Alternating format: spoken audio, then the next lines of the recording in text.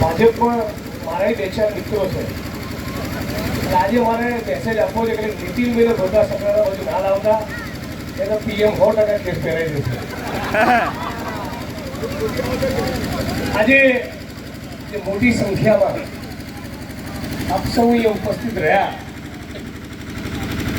Congress party સાથે કોઈ જોડાયા, મારી આપ સૌને વિનંતી કે ધીમે ધીમે ક્રમશઃ કોંગ્રેસ પાર્ટીની વિચારધારા સાથે પણ જોડાવો.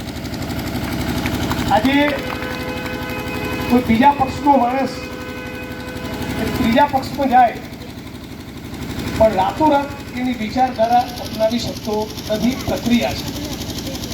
અને એટલા માટે ખાસ કહું, કોંગ્રેસ પક્ષની વિચારધારા એ છે કે કિશન ભરવાડની હત્યા થાય તો પણ બોલવું, પદ્માવતી ફિલ્મના સ્ક્રીનિંગ વખતે ક્ષત્રિય સમાજના લોકો પર ખોટા કેસ થાય તો પણ બોલવું, અને વિપુલભાઈ ચૌધરીની ગેરકાયદેસર ધરપકડ થાય તો પણ બોલવું. આ કોંગ્રેસનો પંજો જનરલ સમાજ, પછી દલિત, આદિવાસી, ઓબીસી, મુસ્લિમ આ સર્વને સાથે લઈને ચાલે છે. આપણી ગામડાની ભાષામાં કહીએ તો 18 વર્ણને સાથે લઈને ચાલે છે. એ કોંગ્રેસ પક્ષની વિચારધારા. આજે ભારતીય જનતા પાર્ટીના લોકો 27 વર્ષથી ગુજરાતમાં છે. 35 લાખ બનાસકાંઠાની વસ્તીની વચ્ચે એક MRI ને સીટી સ્કેનનું મશીન નથી. એમનો વિકાસ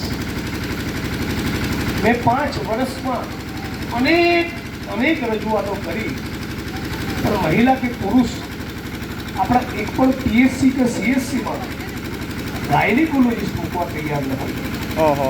એમનો વિકાસ 25 વર્ષ થયા છે ગાંધી મામાના વખતથી દર ચૂંટણીમાં આપણને મૂર્ખ બનાવે, કર્માવતમાં પાણી લાવીશું 25 વર્ષ સુધી વડગામનું ટોકી દેવાની છે.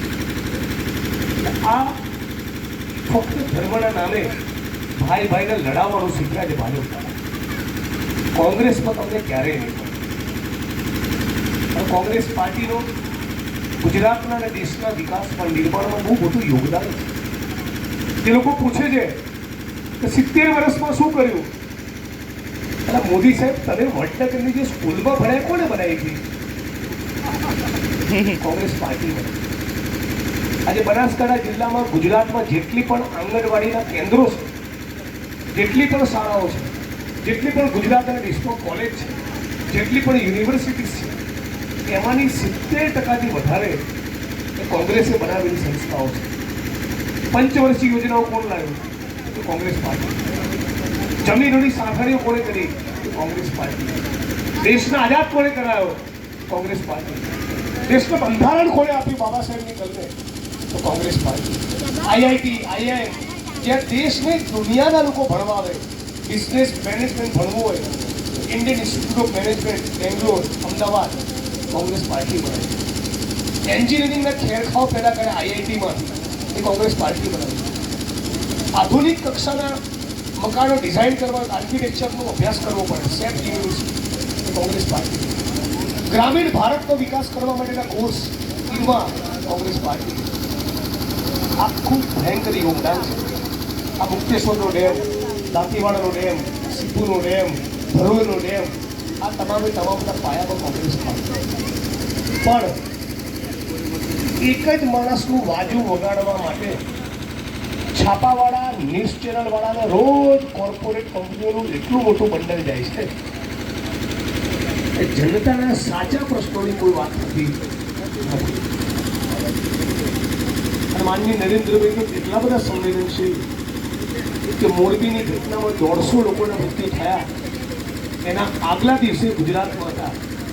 રંગબેરંગી ટોપી, જાત જાતની અદાઓને છટાઓ કરે, અને દિવસમાં 3 વખતે માણસે કપડાં બદલ્યાનો, કોટી બદલી, પાછા આંખમાંથી આંસુ પણ છે.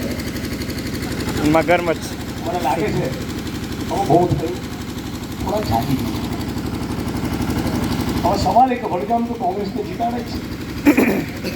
આ વખતે એવા જાગો કે 50,000ની લીડ મળે, મને નહીં, કોંગ્રેસ પાર્ટી.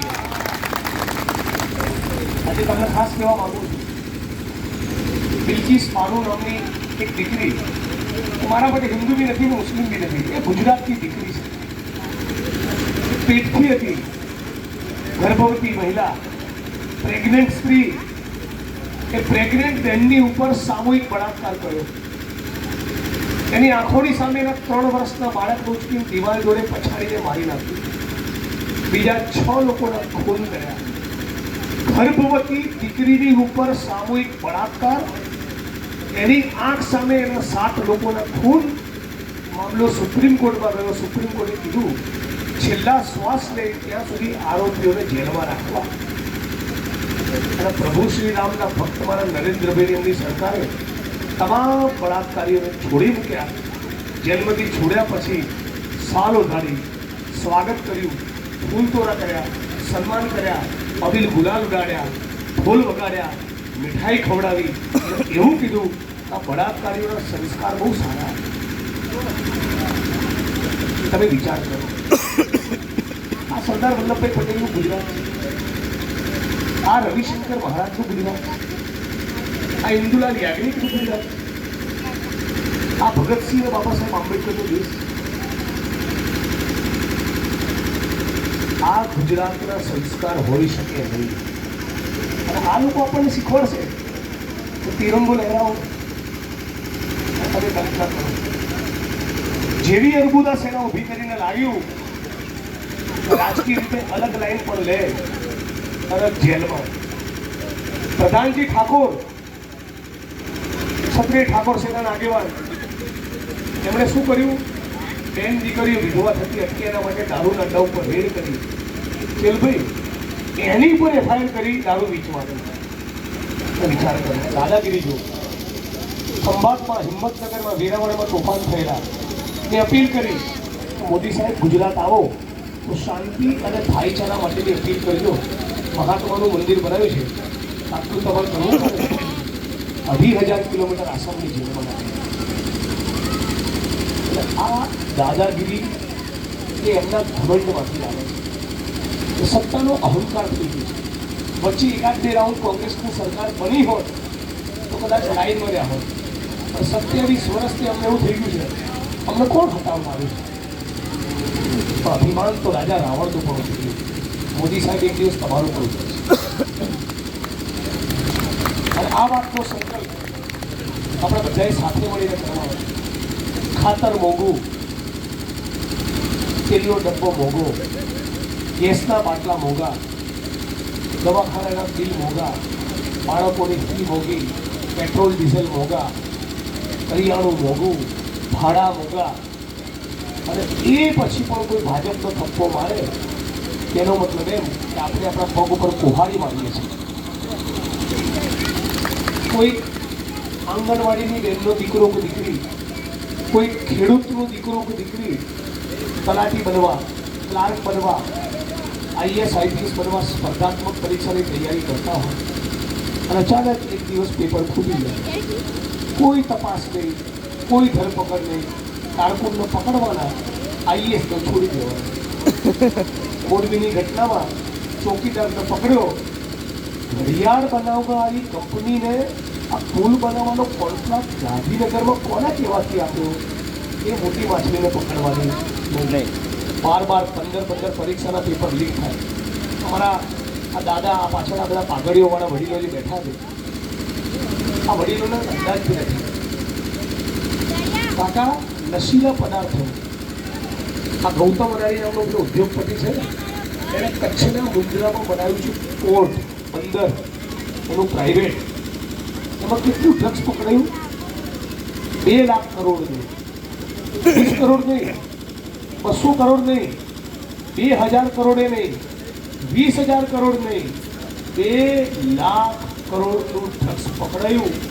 અને એવા ખતરનાક ડ્રગ્સ કે સોમવાર, મંગળવાર, બુધવાર અને ગુરુવાર આ 4 દિવસ કોઈનું સેવન કરે તો 5મા દિવસે એવી તલપ લાગે કે રસ્તે જતી બહેનનો દોરો તોડતા, પોતાની માના પાકીટમાંથી ચોરી કરતા છોકરો કે યુવાન વિચાર ના કરે. કેટલા ખતરનાક કેમિકલના ડ્રગ્સ છે. કેટલા ઉતરે ગુજરાતમાં? 2 લાખ કરોડ. અને ગુજરાત સરકારનું વિધાનસભામાં પસાર થયેલું બજેટ કેટલું? 2,43,000. એક આખા રાજ્ય સરકારના બજેટની રકમ કરતા વધારે ગુજરાતમાં ડ્રગ્સ ઉતરી રહ્યું છે. તમે સાલાઓ અમને કહેશો તિરંગો લહેરાવો. આપણે ક્યારે કાઢીશું? હું આપ સૌને એટલી જ વિનંતી કરવા આવ્યો છું, ફક્ત મને વોટ આપવા તેની ચાલે. ખેરાલુમાં, સતલાસણામાં, થરાદમાં, વાવમાં, સિદ્ધપુરમાં જે કોઈ સગાવાળા મિત્રો, પરિચિતો, ઓળખીતા તેમનો કોક હવે જાણ્યો અને નાનો મોટો સબક કોંગ્રેસે લેવાનો તેણે બી 27 વર્ષમાં લઈ લીધું. એણે બી એવા હરખું રાજ કરવું પડશે. તમે મને સત્તાથી 15 વર્ષ 20 વર્ષ દૂર રાખો તો મારી પણ જવાબદારીનું મને ભાન છે. આ 27 વર્ષનું શાસન એકવાર ખતમ કરો. આ બહેનોના માતાઓની શું હાલત થઈ? તમે તમારા હૃદય પર હાથ મૂકીને કહો, વડગામના 90% લોકો એ ઘી ખાઈ ના શકે. સાચી વાત. દેવી પૂજક, માજી રાણા, દલિત, આદિવાસી, ઠાકોર, આ ગરીબ વર્ગો પોતાના બાળકને સવારે ફ્રૂટ્સ ખવડાય છે, એક ફળ ખવડાય છે, એક ફળ ખવડાય. આ દિવસ આ દેશનો, આપણો વિકાસ આ છે. એટલે આપ સૌને બીજી સભામાં જવાનું હોય, બે હાથ જોડીને એટલી જ વિનંતી કરું છું, 90% મતદાન આપણું થવું જોઈએ. 90%. મેં આપણે વચન આપેલું ચૂંટણી લડવા આવ્યો 17માં, ત્યારે દુનિયા થાય કર્માવતનો મુક્તેશ્વરનું કામ કરીશ.